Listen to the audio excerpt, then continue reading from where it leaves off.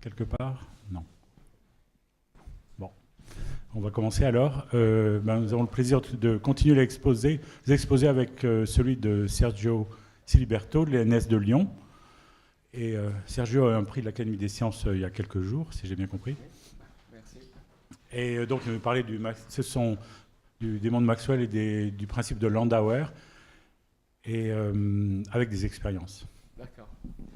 Merci pour l'invitation à ce colloque qui reprend un peu d'une façon générale ces questions.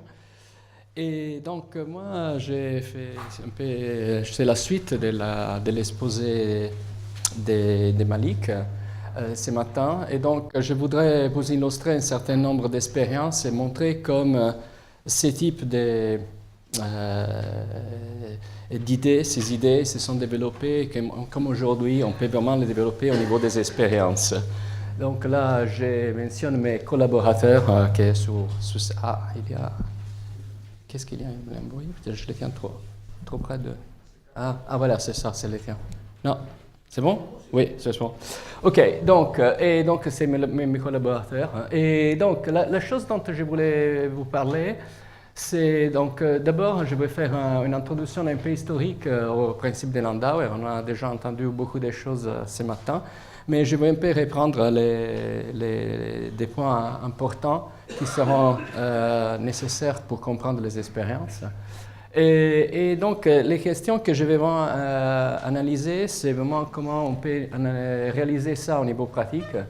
Et je vous donnerai aussi un exemple d'expérience sous laquelle, justement, on a pu mesurer la limite de Landauer. Et donc, je vous raconterai un peu l'analyse des données qui rentre un peu dans les cadres des choses qu'on a entendues ce matin.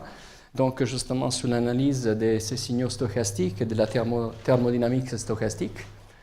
Et à la fin, donc, je serai obligé de faire une comparaison avec des simulations numériques parce que mon expérience ne donnait pas accès à l'époque à ces types de comparaisons. Mais donc la toute dernière partie, ça serait un peu plus technique, mais je pense qu'elle est intéressante parce que c'est la chose qu'a mentionné Kian ce matin sur l'analogie, sur la connexion qu'il existe profonde entre l'égalité de Janskinski et les principes de Landauer. Ça fait juste 3 lignes de calcul, très très simples, mais ça renforce vraiment cette analogie dans la mesure où vous avez la connexion entre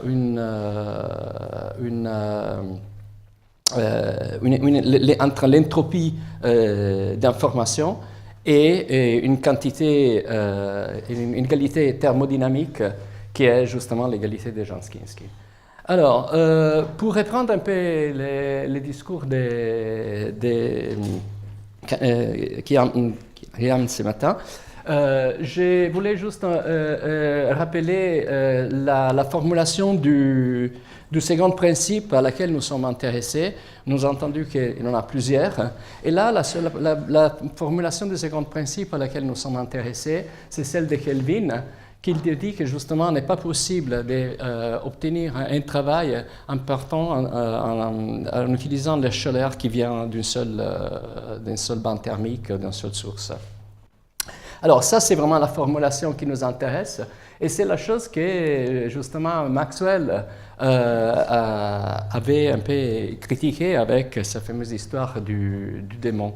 Alors, les démons, a été dit à plusieurs reprises ce matin, c'est un être intelligent qui arrive à mesurer très rapidement la vitesse des molécules, et donc avec un portail qui peut ouvrir effectivement sans dépense énergétique, il commence à séparer les molécules rapides et les molécules lentes. Et c'est vrai, au début, tous les systèmes ont la même température, mais effectivement, quand vous continuez ces processus et vous séparez les molécules rapides d'un côté et les molécules lentes de l'autre côté, vous avez produit une différence de température avec laquelle vous pouvez faire du travail. Donc ça, c'est une contradiction avec l'énoncé qu'on vient de faire dans le transparent précédent. dans lesquels justement vous pouvez pas sortir justement de l'énergie en partant d'une seule source de chaleur. Et là, donc lui, il montre qu'effectivement, à la fin, on peut produire du travail.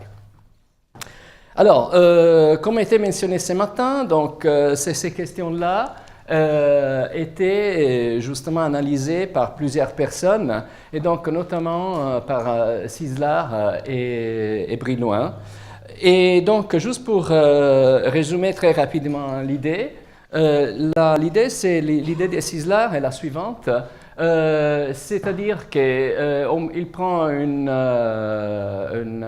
gaz déformé d'une seule molécule, et donc manifestement il regarde la position de la molécule, et après donc il va mettre une paroi sur laquelle justement il va attacher un poids, pour que ça va être à droite et à gauche en fonction de la position de la particule, et donc à cause des collisions de la particule contre la paroi, il arrive à soulever ce poids. Alors, vous voyez que là, c'est une simplification importante par rapport à l'idée originale de Maxwell, parce qu'on a réduit, si vous voulez, l'information à une chose extrêmement simple, c'est-à-dire droite ou gauche. Et donc, vous avez réduit l'information à un état binaire entre l'effet d'être à droite ou à gauche du réservoir. Et donc, la chose intéressante, donc, je vais partir de là, justement parce que d'une certaine manière, les nouvelles technologies, les nanotechnologies, tous les systèmes optiques, effectivement, nous permettent d'une certaine manière de danser avec les démons et de transformer ce qui était des expériences de la pensée à des expériences réelles. Alors, à partir de ça, je vais justement vous donner les premiers exemples, que c'est justement celui, c'est pas de notre groupe, mais c'est fait par les groupes de Toyab au Japon. Alors voyons qu'est-ce qu'ils ont fait, parce que c'est assez sympathique. Donc ça c'est une vraie expérience. Donc en gros il a une particule colloïdale qui est confinée sur un escalier. Donc d'une hypothèse, imaginez justement un petit ballon qui est tiré par la gravité. La petite sphère, là, qu'on considère, elle est toute petite, donc elle est soumise au mouvement brownien dont on a entendu ce matin. Donc, manifestement, la chose qui se passe, c'est que la particule, en moyenne, elle va descendre, mais elle a des fluctuations. Donc, de temps en temps, la particule, elle peut remonter. Et c'est là qu'intervient le démon, parce que tous les fois que la particule remonte les escaliers plutôt que les descendre, les démons met une barrière. Et donc, il interdit à la particule de redescendre. Alors, vous voyez que si vous continuez ce processus très longtemps, vous allez gagner beaucoup d'énergie potentielle avec laquelle vous pouvez faire du travail. Et la chose qu'ils ont montré ces groupes, donc avec aussi l'apport théorique de Sagawa, qu'effectivement, il y a la possibilité de faire un travail qui est inférieur à la différence d'énergie libre du système. Et ces différences qu'il y a, ça vient juste de l'information que vous avez introduite dans le système. Et encore une fois, cette fois, l'information que vous introduisez dans le système est quelque chose d'extrêmement simple, parce qu'effectivement, c'est bas au haut, et effectivement, donc, si vous ne faites pas d'erreur dans votre mesure, il se réduit en gros à l'entropie de Shannon pour les deux états.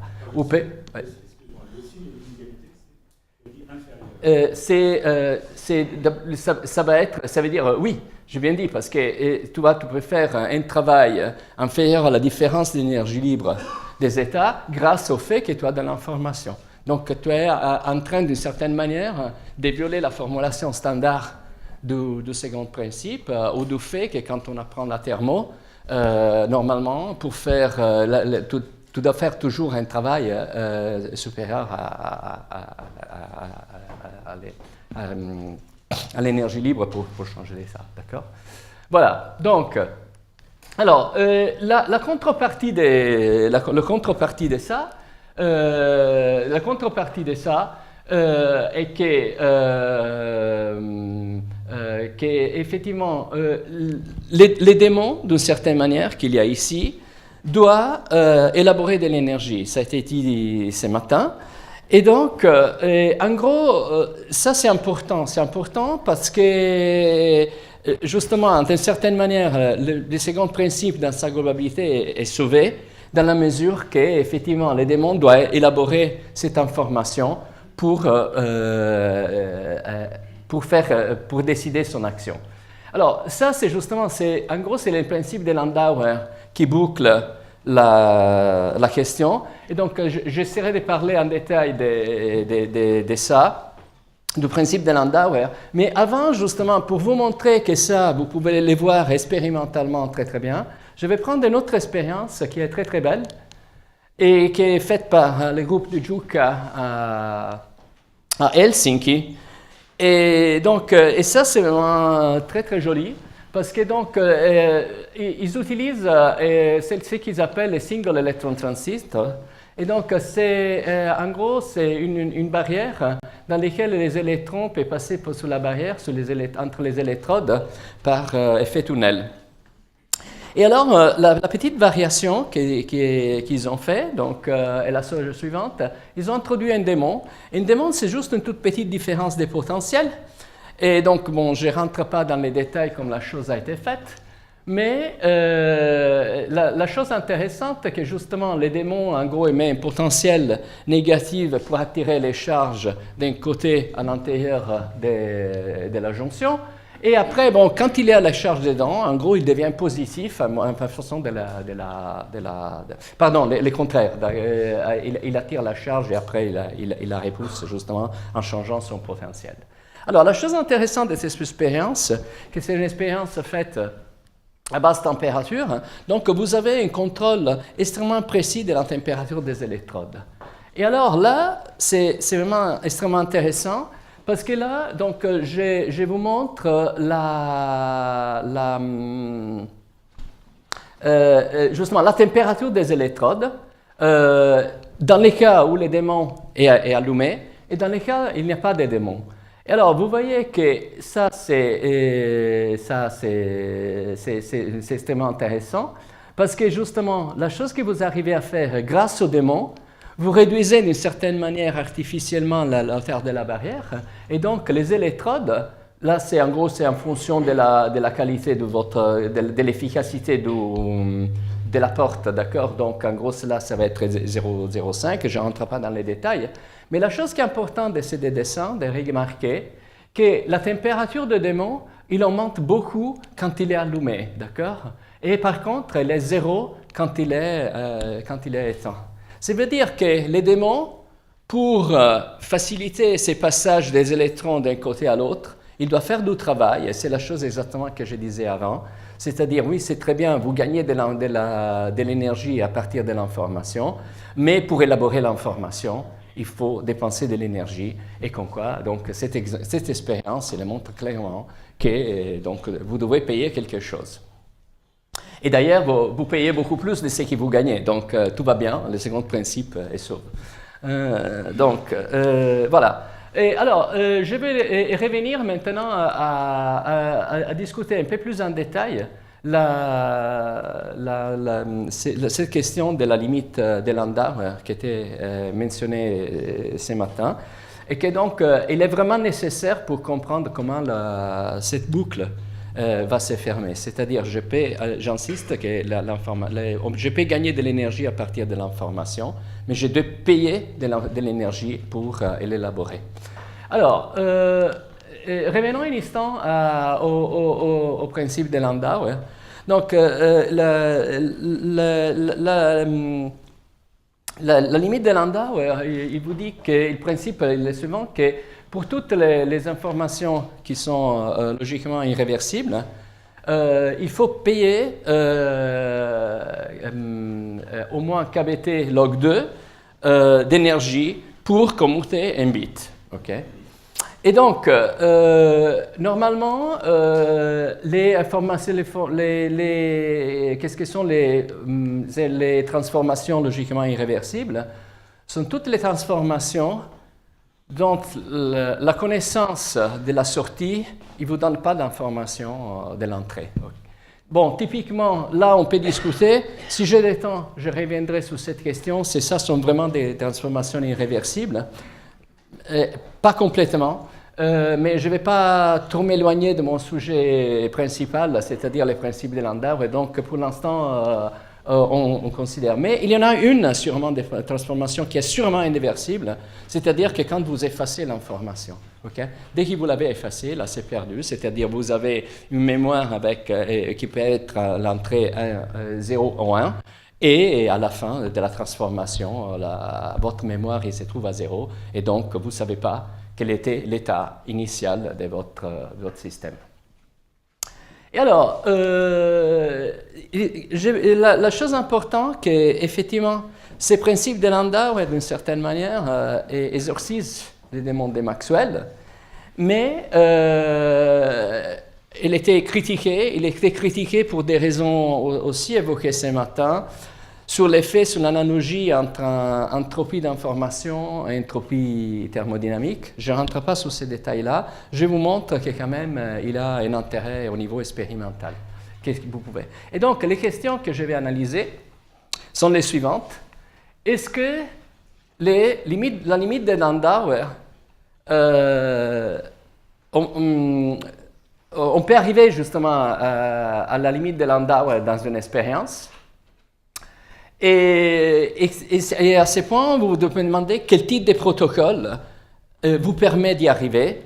Et effectivement, il faut choisir bien les protocoles aussi, parce que la chose que je mentionnerai à la fin, effectivement, pas tous les protocoles sont accessibles au système, à l'expérimentateur, et pas tous les protocoles sont efficaces pour arriver à la limite, d'accord? Donc, alors, pour faire ça, dans notre expérience, nous avons suivi un peu une suggestion qui était donnée dans un article de Bennett, qui était mentionné aujourd'hui aussi.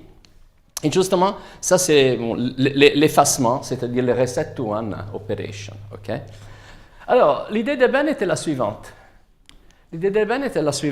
Vous partez d'un système très simple, un double puits de potentiel, qui confine, par exemple, une particule. Et donc, d'une façon arbitraire, comme on fait normalement dans l'information, on définit que l'état à gauche, c'est 0, l'état à droite, c'est 1, ok? Et donc, vous partez dans une situation dans laquelle l'état initial, il est équiprobable entre 0 et 1, ok? Que c'est exactement la chose que vous faites quand vous effacez une mémoire, d'accord? Et donc, manifestement, l'entropie des systèmes est KB log 2. Okay? Et donc, maintenant, vous inventez un protocole. On verra après dans les détails les types de protocoles que vous voulez. Mais vous inventez un protocole qui force... Aïe, mais il m'a coupé, d'accord.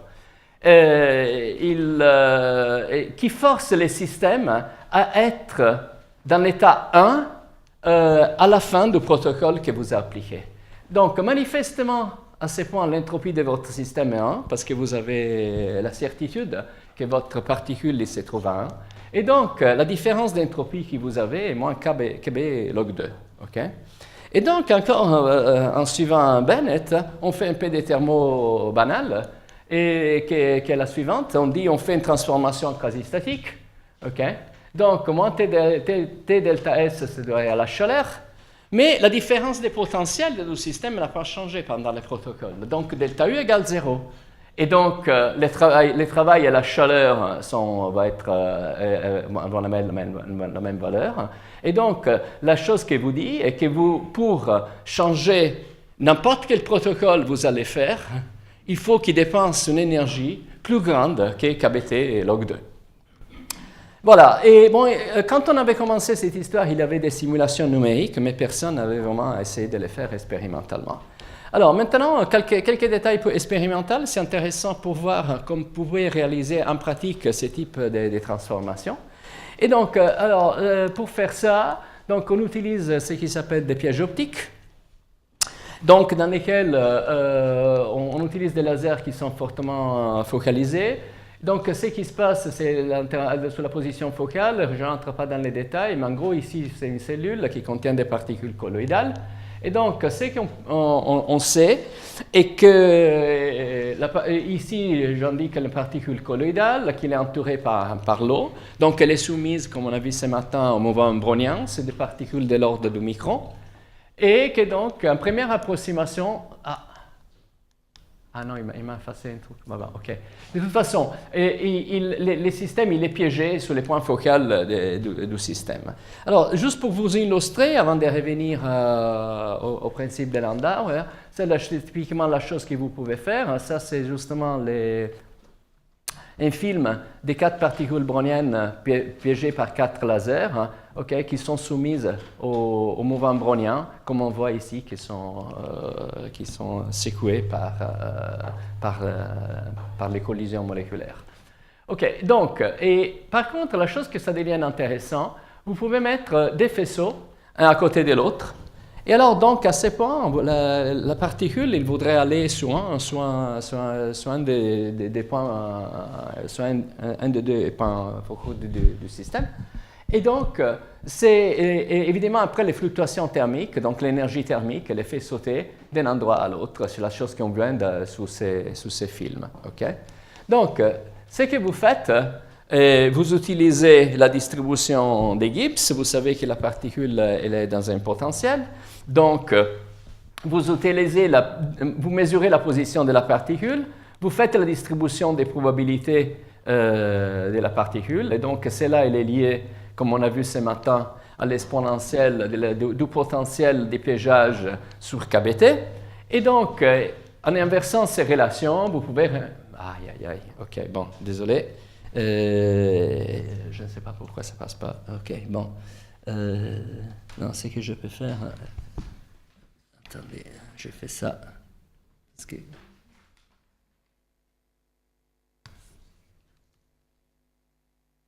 Voilà.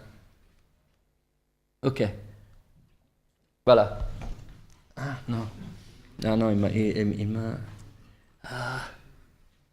Désolé. Donc, là, je fais ça.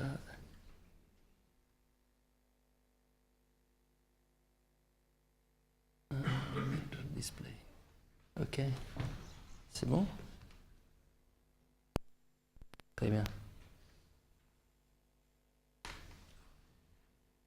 Voilà. Voilà, comme ça on les voit mieux. Et donc... ok.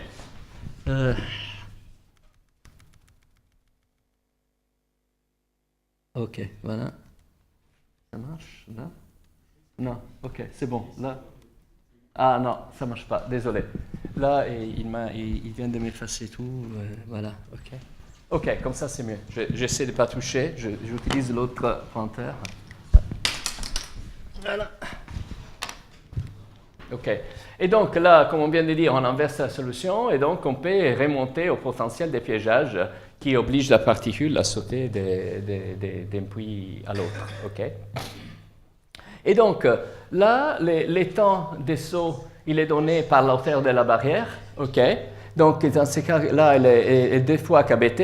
Et donc ça, c'est les fameux temps de Cramer il est proportionnel, si vous voulez, l'exponentielle de la hauteur de la barrière par rapport à KT. Okay? Donc, maintenant qu'on a compris ça, qu'avec les lasers, on peut piéger les particules, on peut construire des potentiels compliqués. Et la chose que j'ai oublié de vous dire est qu'effectivement, il y a une façon très simple de changer l'intensité du piégeage, que c'est juste celle de changer l'intensité de la lumière. Okay? Et donc, là, on revient à notre but principal, c'est-à-dire la limite de Landauer. Donc, alors maintenant, on revient à l'idée de Bennett. Alors, qu'est-ce qu'on peut faire? Alors, la chose que j'ai fait ici est, j'ai augmenté l'intensité du laser, et donc j'ai une barrière qui est très très élevée, vous voyez, de l'ordre de 10 kBt à ce point, donc le système est très piégé. Okay? Donc, la première chose que j'ai fait pour commencer les protocoles, là, la chose que je vais faire maintenant est de construire les protocoles qui me permettent de forcer la particule dans un des états. Okay? Donc, la chose que je fais ici... Ah non, c'est ça. OK. Donc, la première chose que j'ai fait, j'ai réduit la barrière à l'état que vous avez vu avant, c'est-à-dire d fois kBt.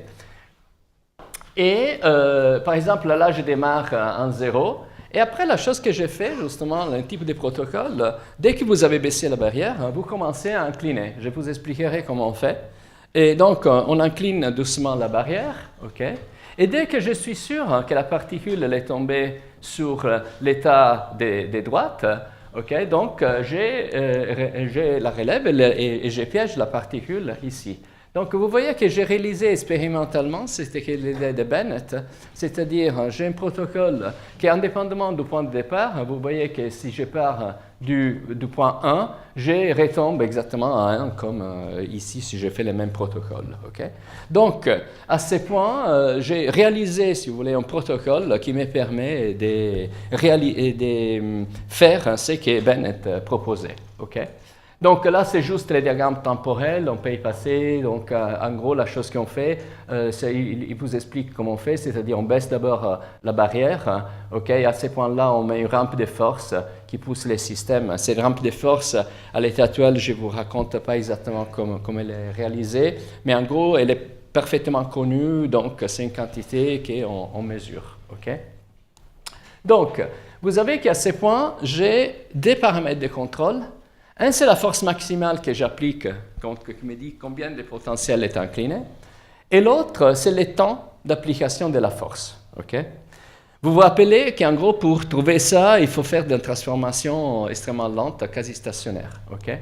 Et donc, là, c'est typiquement la chose qui va se passer. C'est encore un film typiquement du système. Vous avez la particule colloïdale, ça, c'est sa trajectoire. Vous partez à moins 0,5. Okay? Après, d'une certaine manière, vous commencez à pousser. Et donc, la particule, il est fixée sous l'autre piège. Et la même chose, ça fait quand je pars de 1.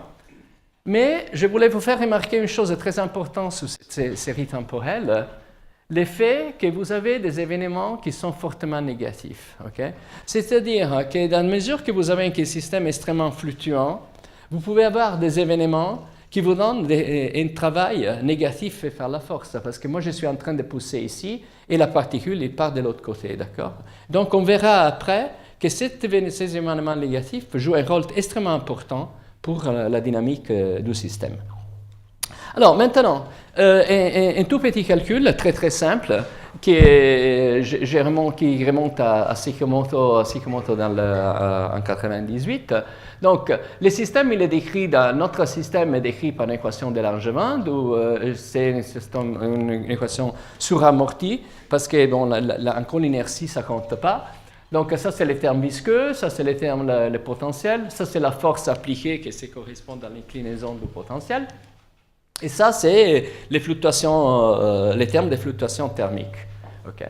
Et donc, il est facile de voir que, justement, si on suit Sekimoto, que malgré ces quantités-là, justement, la différence d'énergie potentielle sur un tantôt, le travail et la chaleur, dans la mesure que la position est une quantité fluctuante, comme vous avez vu dans les films, ces quantités-là sont des quantités fluctuantes. Et le gros message de Sekimoto, il vous dit, attention, le premier principe, il nous dit que ces quantités-là, cette relation-là est vraie en moyenne, mais n'est pas vraie uniquement en moyenne, elle est vraie aussi pour les fluctuations. Okay? Et donc, c'est ça, au niveau expérimental, est très important, parce que ça vous permet, delta U, vous avez parfaitement accès parce que le potentiel est mesuré, comme je vous ai montré. Le travail est mesuré parce que la force externe est connue. Okay? Et donc, la chaleur, elle peut être déduite à partir de cette équation, parce que manifestement, vous voyez que la chaleur contient un terme auquel vous n'avez pas accès, parce que c'est en gros le travail qui est fait par les bandes thermiques sur la particule. OK, très bien. Donc, maintenant qu'on a cette relation-là, on peut mesurer précisément le travail qu'il nous faut pour terminer les protocoles appelons de Bennett. Okay? Donc, prenons par exemple, on fait la transition 0,1. Et donc, en gros, ça c'est la force que j'avais dit, c'est nous fois la vitesse que j'applique, mais voilà, on l'a mis à cette forme-là, c'est beaucoup mieux. Donc, ça c'est la force qui est appliquée sur un tantôt. Okay? Et donc, la seule chose, en effet, dans cette opération-là que je dois calculer, c'est juste ce travail-là, parce que les delta U, d'abord je les descends et après je les remonte, et donc là, il ne m'écoute pas dans la mesure que c'est un potentiel, ça ne m'écoute aucune énergie. Tandis cette force-là, je dois calculer. Et alors, vous voyez, la chose que je vous disais, si vous regardez la distribution des probabilités du travail, ça c'est la distribution des probabilités du travail en fonction du travail, vous voyez qu'effectivement, il y a une distribution, mais il y a aussi une partie qui est négative, qui correspond aux événements, justement, dans lesquels, ce que je vous ai montré, dans lesquels la bille s'est déplacée contre la force des poussées. Mais alors, ça c'est intéressant aussi au niveau statistique, parce qu'il vous dit que ces événements-là sont d'ailleurs très intéressants, parce qu'ils sont ceux qui vous permettent de rapprocher la limite de Landauer, parce qu'il vous déplace la moyenne très très basse. OK? Donc, alors maintenant, je suis dans la mesure, la chose que je peux faire, je peux, évidemment, pour obtenir une valeur moyenne, je répète les expériences des milliers de fois, et je construis donc une distribution et des valeurs moyennes. Et ça, c'est les dessins que je vous ai montrés au tout début, c'est-à-dire c'est ça la valeur moyenne du travail ou de la chaleur, on a dit que c'est la même chose, et donc en fonction du temps. Okay, du temps du protocole, et vous voyez que au fur et à mesure que j'ai fait les processus plus longs, je me rapproche de plus en plus à la limite de Landauer, mais je ne la dépasse pas. Alors, maintenant, il y a une question qui est extrêmement importante au niveau expérimental, c'est-à-dire, vous voyez qu'en effet, il y a des points qui sont plus bas que la limite. Okay? Et donc, pour faire ça, alors il faut comprendre qu'il y a une autre quantité et que ça va être crucial justement pour la... Tu vois, ici, il y a ces points-là verts qui est plus bas que la limite de Landauer. OK? Donc, tu te poses la question, pourquoi? OK? Avec une barre d'erreur plus basse aussi? Ben, ça, c'est la barre d'erreur. Donc, en gros, c'est la taille du symbole. Donc, on voit bien qu'il est clairement plus bas. Mais de toute façon, je vous explique pourquoi ça doit être plus bas. D'accord? Alors, il doit être plus bas parce que dans tout ça, on a négligé les taux de succès. Alors, les taux de succès, on a dit que c'est un système aléatoire. Et donc, la chose qui va se passer, c'est que quelquefois, je trouve la particule dans les mauvais puits. C'est-à-dire, moi, je voudrais qu'il se trouve à 1, mais c'est un système aléatoire, donc de temps en temps, la particule se trouve dans la mauvaise position. Et alors, il est important de définir les taux de succès comme le nombre des cycles dans lesquels la particule s'est trouvée dans les bons puits, par rapport au nombre de fois que vous avez répété l'expérience. Okay? Et alors, vous comprenez une chose qui est assez normale, que cette quantité-là dépend de la force maximale, c'est-à-dire de combien vous avez incliné vos potentiels. Okay? Et donc, vous voyez qu'en gros, ces taux de succès augmentent au fur et à mesure que la force augmente. Okay? Et donc, alors, je vais revenir sur ça. Pourquoi ce point est plus bas? Parce qu'il faut généraliser l'égalité de Landauer, et j'insiste sur ça parce que ça sera très très important pour l'égalité de Jansky. Il faut la généraliser en fonction du taux de succès. Alors vous regardez que cette formule-là, elle est très intéressante parce qu'il vous dit la chose suivante, que si le taux de succès est 50%, c'est-à-dire 50% vous êtes indéterminé au début, 50% vous êtes déterminé à la fin, vous n'avez gagné aucune information. Et donc, cette fonction-là, il vous dit que justement, la chaleur que vous dépensez ou le travail que vous avez fait est 0. Okay? Et donc, c'est pour ça que si vous baissez, vous faites l'expérience avec un taux de succès assez bas, vous battez la limite de Landauer et vous êtes plus bas, mais vous avez aussi gagné beaucoup moins en termes d'information de votre système. Okay? Alors, après, il y a une chose qui est assez jolie aussi de faire remarquer. Et encore, c'est Sekimoto qui arrive à notre aide. Et l'idée, qu'est-ce que c'est ces lignes bleues? Alors, ces lignes bleues, elle est très très importante. Ça descend d'un surtaux. Et d'où ça vient? Ça vient du fait que justement Sekimoto s'était posé la question suivante. donc, on apprend justement que pour mesurer l'énergie libre d'un système, il faut faire une transformation quasi-stationnaire, ok? Voire sur un temps infini. Alors, la question qui s'est posée, c'est quelle est la première correction que j'ai sous la mesure de l'énergie libre si je fais l'expérience lente, mais sur un temps fini? Et la chose qu'il trouve, évidemment, que ça, c'est un résultat universel, évidemment, avec un B qui dépend du système que vous êtes en train de considérer. Et là, justement, c'est assez sympa parce que notre donnée suit bien ça, parce qu'on a dit que delta U égale 0. Donc, delta F, ça va être juste moins T delta S. Et donc, c'est normal que la correction de la mesure faite en temps fini, ça doit descendre à un surtaux, comme on voit dans les données expérimentales. Voilà. Donc, ça, c'est une question. Alors, maintenant, bon, oui, j'ai encore un peu de temps, non? Parce qu'on a commencé tard, oui, d'accord. Ouais, ok. Donc, la question est la suivante. Alors, on s'était posé la question, pourquoi dans l'expérience, nous n'arrivons pas à 100%, ok? Alors, vous commencez à vous préoccuper parce qu'il dit, bon, est-ce qu'il y a un problème? La particule fait des chemins étranges pour dépasser la barrière, etc. Mais la réponse est extrêmement simple. Je ne rentre pas trop dans les détails, mais c'est qui est vrai que ces protocoles-là, vous pouvez les simuler avec une équation de Langevin. Et vous comprenez une chose immédiatement, qu'on avait les suspects que l'effet qui vont arriver à 95%, ça vient du fait que les états initiaux que les états initiaux et finaux ne sont pas séparés, si vous voulez, sont d'une certaine manière mal définis, parce que la barrière qui les sépare n'est pas infinie. Et donc, alors, on s'est amusé à faire la chose suivante. Bon, expérimentalement, c'est un peu difficile, mais la chose qu'on a vue est justement que ça, c'est la bonne réponse. Parce que si vous faites l'expérience avec une barrière de 15 KT, vous arrivez presque à 100% des taux de succès, tandis que si vous mettez la valeur de la barrière expérimentale, vous retombez à 95%. Okay? Donc tout va bien et les expériences se collent avec ces prédictions-là. Donc il n'y a pas de problèmes au niveau expérimental, sauf l'effet que la barrière est trop petite. Okay? Donc, je tire déjà un certain nombre de conclusions dans les choses que je vous ai montrées. Donc, la chose que je viens de vous montrer, qu'effectivement, la limite de Landauer, on peut se rapprocher beaucoup à cette limite, mais on ne peut pas la dépasser, justement, donc, sur une expérience, même sur des temps très longs. La limite asymptotique est bien celle qui est donnée par les corrections de Sekimoto un surtaux.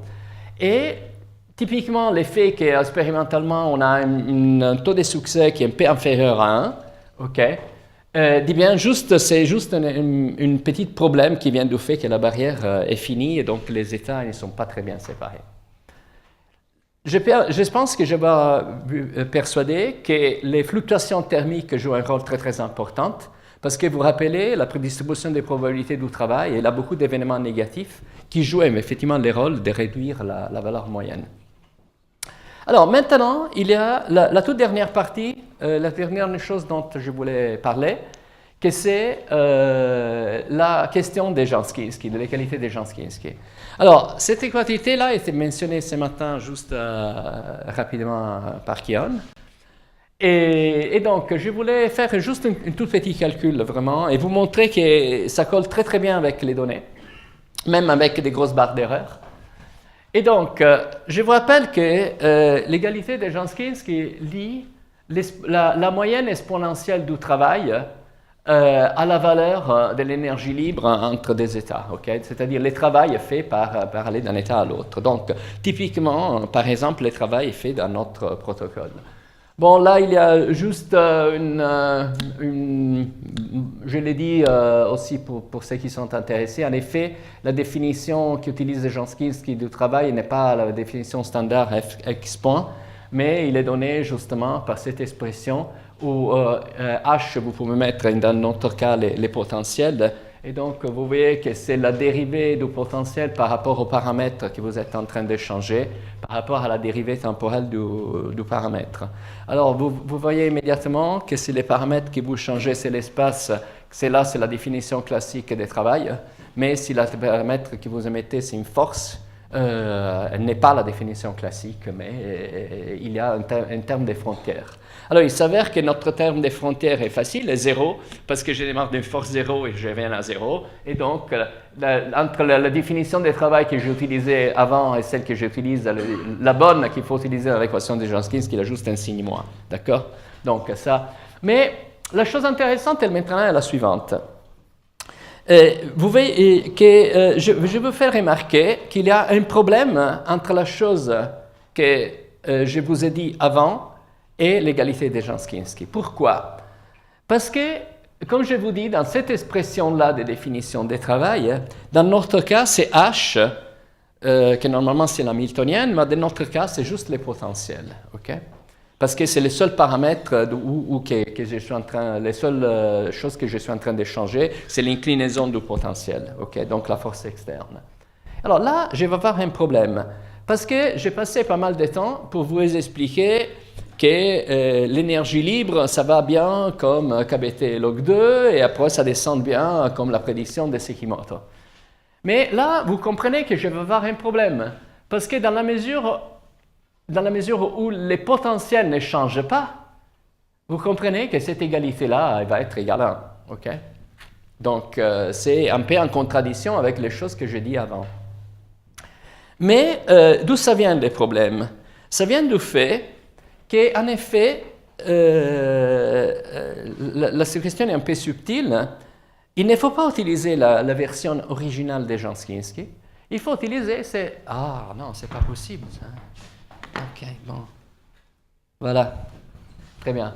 Donc, l'équation généralisée de Janskinski, qu'est-ce qu'il nous dit cela? Il nous dit une chose extrêmement intéressante.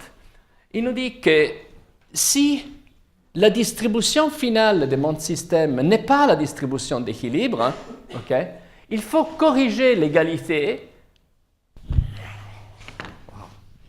Ok, non. Je ne sais pas qu'est-ce qui se passe là.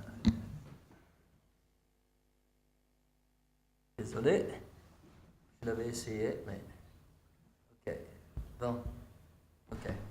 Et donc, la chose qu'il faut remarquer ici est qu'effectivement, il y a ces rapports entre les distributions des probabilités au tantôt, c'est-à-dire au temps dans lequel la transformation est terminée. Okay? Et donc, il y a les rapports entre la distribution d'équilibre et la distribution réelle que vous avez forcée. Alors là, vous comprenez immédiatement que ces termes-là, c'est les termes qui jouent les rôles dans ces cas-là. Ils jouent les rôles parce que moi, avec mon protocole, j'ai forcé la distribution de mon système sur une distribution anormale, parce que j'ai un système à double pluie, et la distribution d'équilibre, ça serait un demi de chaque côté. Mais moi, mon protocole, il pousse les systèmes à être sur une distribution qui n'est pas la distribution d'équilibre, mais c'est une distribution forcée par l'extérieur. Et donc, ces termes-là, je vous montre qu'ils jouent un rôle important et il va faire cadrer les choses par rapport à les choses que je viens vous dire avant, que je dis avant. Alors, pour ça, j'ai fait juste un tout petit calcul, ok, qui est le suivant. Ok, bon, voilà, on va voir si... Donc, voilà, les calculs sont les suivants. Imaginons que je considère le protocole qui m'amène 0,1 et 0,1,0 par exemple. Okay? Alors, on a vu qu'en gros ici, ma distribution, c'est le taux de succès, d'accord? Parce que c'est le nombre de fois que je trouve la particule au bon endroit. Qu'on a vu que c'est de l'ordre de 1. Okay? Mais la distribution d'équilibre, ça sera un demi, parce que la distribution d'équilibre, j'ai un potentiel à début puis, donc j'ai la même probabilité d'être à droite et à gauche. Okay? Delta F, on a dit qu'il égale 0, parce que delta U n'a pas changé. Okay? Et donc, c'est que je trouve effectivement que le travail des systèmes, c'est la moyenne de l'exponentielle du travail, doit être égal à 1 demi sur R. Et donc, si j'utilise l'inégalité de Jensen, ces termes-là, ils vous forcent à dire que le travail doit être plus grand que log T plus log R. Okay? Et donc, la chose que vous pouvez faire... Ah non, c'est ça. Bon. Ah non, ok, ça va vraiment pas là. Ok. Et donc, la chose que vous pouvez faire, hein, vous pouvez à ces points séparer, vous faites les protocoles, vous séparez les protocoles en des parties. Une, quand vous partez de 0, vous allez à 0, et une, quand vous partez de 1, vous arrivez à 0, ok? Et la somme de ces deux quantités, il va vous donner 1, ok? Voyons si les données font ça. Bon, là, les erreurs sont grandes parce que vous ne pouvez pas faire un nombre de moyennes. Et après, comme vous comprenez, la moyenne d'un exponentiel, c'est quelque chose d'extrêmement fluctuant. OK? Donc, voilà. Voyons si là, ça marche. OK. Voilà. Et donc, on définit... Ah, voilà, c'est ça. Et donc, on définit une différence d'énergie libre efficace.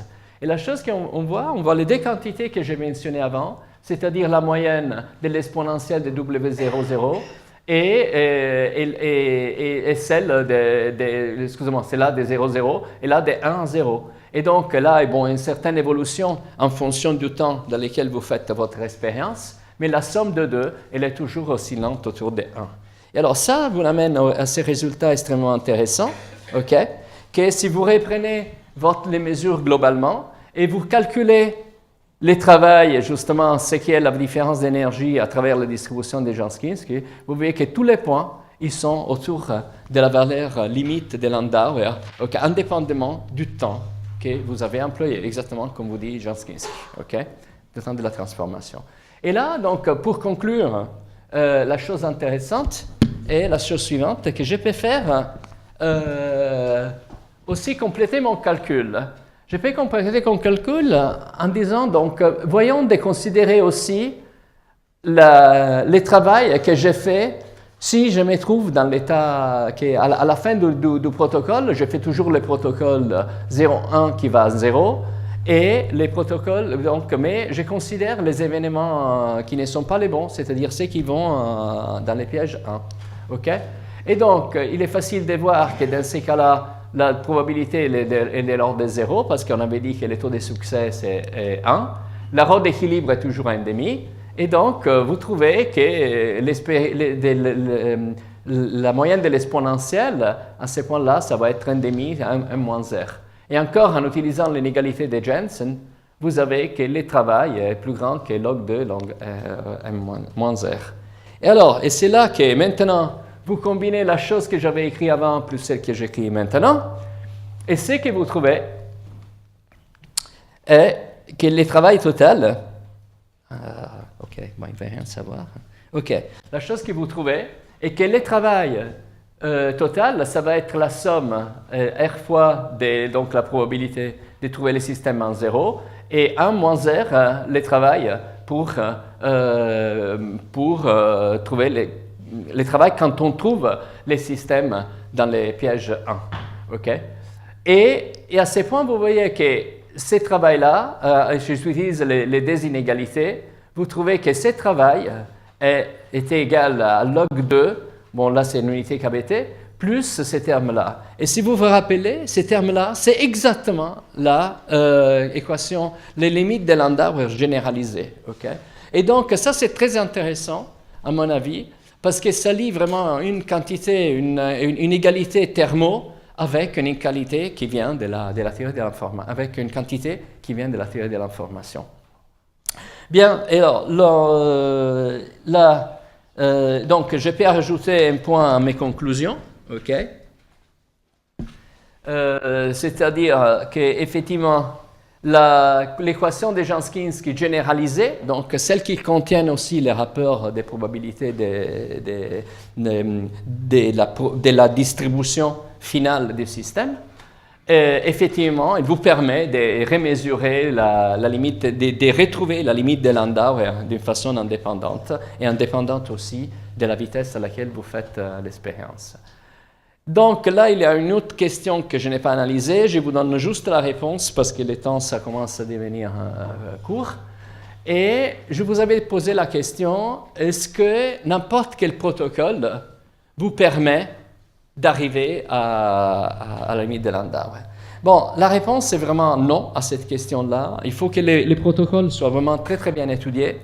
Et il y a une chose extrêmement importante, c'est-à-dire la réduction de la barrière doit venir avant l'inclinaison. Okay? Et c'est là, si vous voulez, c'est quelque chose, je ne rentre pas dans les détails de ça, mais c'est quelque chose qu'on peut étudier et démontrer rigoureusement en partant des processus d'optimisation. Et c'était un travail très intéressant qui a été fait par Aurel Gawęcki et d'autres collaborateurs, qui justement qu'il montre qu'effectivement, pour chaque temps, vous pouvez trouver un protocole optimal qui vous permet de réduire l'énergie. Mais il y a un problème, que quelquefois, un protocole optimal, théoriquement, n'est pas faisable expérimentalement. Donc, il y a quand même des difficultés parce que ce qui est optimal après sous les papiers n'est pas forcément au niveau de l'expérience. Et c'est pour ça qu'on n'a pas appliqué les protocoles optimaux, mais les protocoles qu'on pouvait faire. Donc, je pense, je laisse un peu de temps pour les questions. Je vais m'arrêter. Ah non, il y avait juste une chose, un petit message que je voulais donner. Donc, d'abord, si vous êtes intéressé à savoir plus, là sont tous des articles, certains des vulgarisations, d'autres un peu plus techniques, qu'on a écrit sur ces sujets. Et si vous voulez justement vous rappeler quelque chose de toutes les choses que je vous dis, il y a juste ces deux points qui sont importants. Que les demandes de Maxwell qu'on a vues nous permet de produire de l'énergie à partir de l'information, mais que l'information a besoin de l'énergie pour être élaborée. Okay? Et donc, à ce point, le second principe est toujours n'est pas violé dans toute cette histoire, hein, parce que de toute façon, l'énergie qu'il vous faut pour élaborer l'information est plus grande que l'énergie que vous gagnez. Donc, de toute façon, donc, toutes les choses vont bien et donc il n'y a pas de problème au niveau de la thermodynamique classique. OK, donc je vous remercie pour votre attention. Je m'arrête là.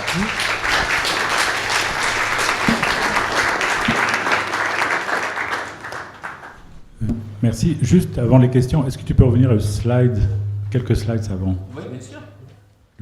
Sur les... Voilà, dis-moi, je m'arrête. Avant encore. Juste expérimental. Okay. Voilà, tu as été un peu vite là-dessus. Quelle était la conclusion de ça? Oui. Non, l'autre, avant. Oui, ou celle-là. Alors, oui, très bien, merci pour la question. Donc, la chose que je vais dire, donc, qui avait mentionné aussi...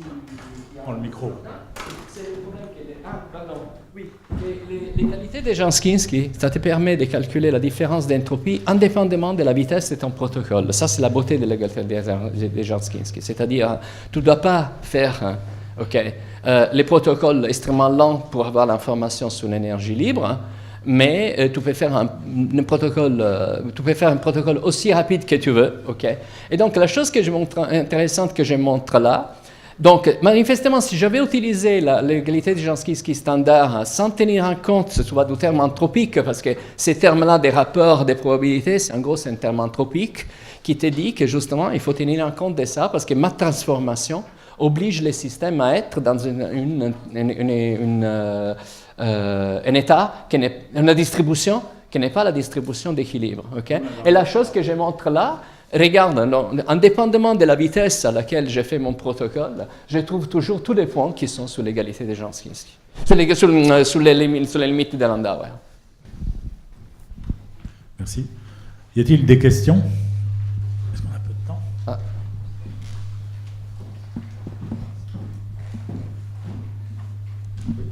J'aurais une question juste très technique.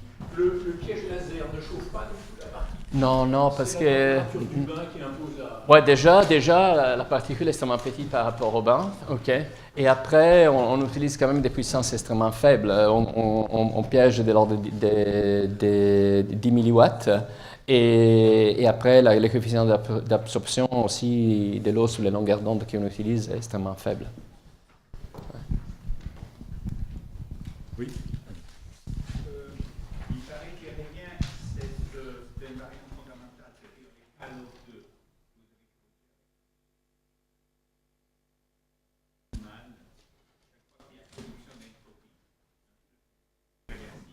Oui. Et ça me paraît vraiment un grand invariant.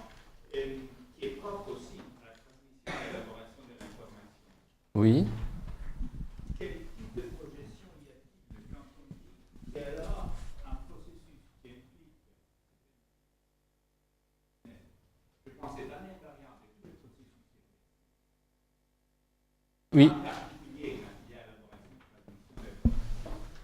Mais je ne vois pas pourquoi on a des informations.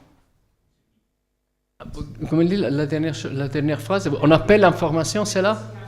Bah, parce que, en gros, c'est les modèles les plus simples que vous pouvez faire des mémoires, parce que c'est exactement ça. Vous partez dans un état qui a 50% de probabilité à l'entrée, et après, votre protocole, il vous force les systèmes dans un état bien précis, que c'est exactement ce que vous faites quand vous effacez une mémoire. On fait aussi cela. On fait aussi cela. Ouais. C'est projeté dans la nature l'information. Quand il y a des flots, et les variations de flots qui comptent, par exemple, c'est les gradients qui comptent. D'une part, il est vrai que nous, les humains, on utilise les gradients pour transmettre l'information. La fréquence, la fumée, les Indiens. Mais pourquoi, quand il y a un gradient, on dit qui compte, Oui. on dit qu'il y a de l'information. Mais je ne comprends pas dans quelle mesure vous dites un gradient qui compte là. Je n'ai pas compris les points.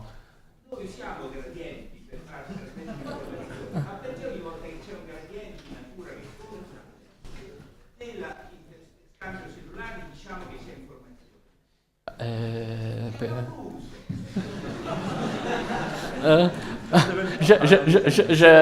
Non, mais bon, we can switch to English if you want, but so everybody will understand. The point, I mean, I can translate from Italian. Oui. Oui. Oui.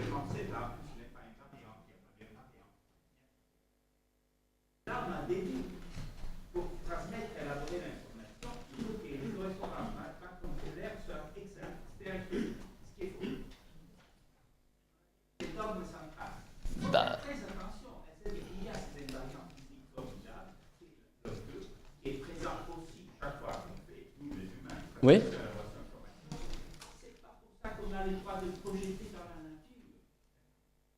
Bah, il me semble que, bon, on peut en discuter, mais il me semble que, ouais, il me semble donc que de toute façon, il me semble d'avoir démontré expérimentalement, moi, sur certaines expériences, que, par exemple, on prend l'expérience des Japonais, que j'ai montré au début, avec la particule qui remonte l'escalier, et ça, il me semble qu'il y a un rôle de l'information, parce que vous agissez de la manière exactement d'élever la barrière au bon moment, et ça, c'est de l'information. C'est pas autre chose, parce que vous observez et vous faites une opération conséquente à votre observation. Donc, c'est de l'information, à mon avis. Bon, après... Une autre question urgente? Oui, là-haut. Parlez fort, parlez fort. Ouais, parlez fort parce qu'on n'entend pas.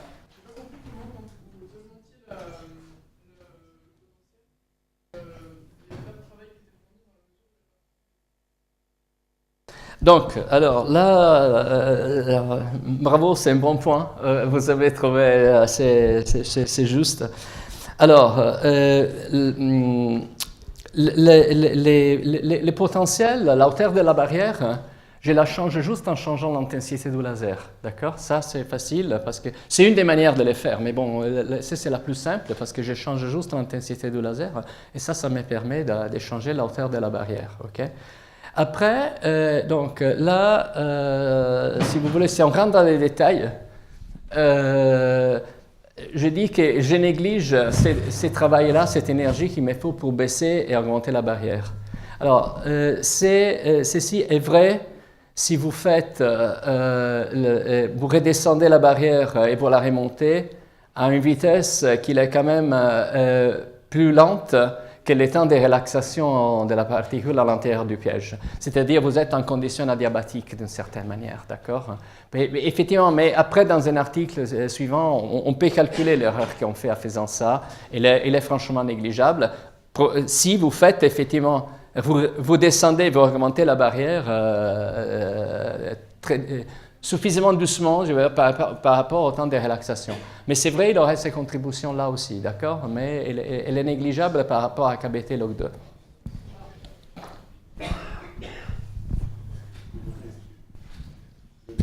Plus d'autres questions? Oh. Pas de problème. Nous allons passer à l'oratrice suivante en prenant quelques minutes de transition. Merci.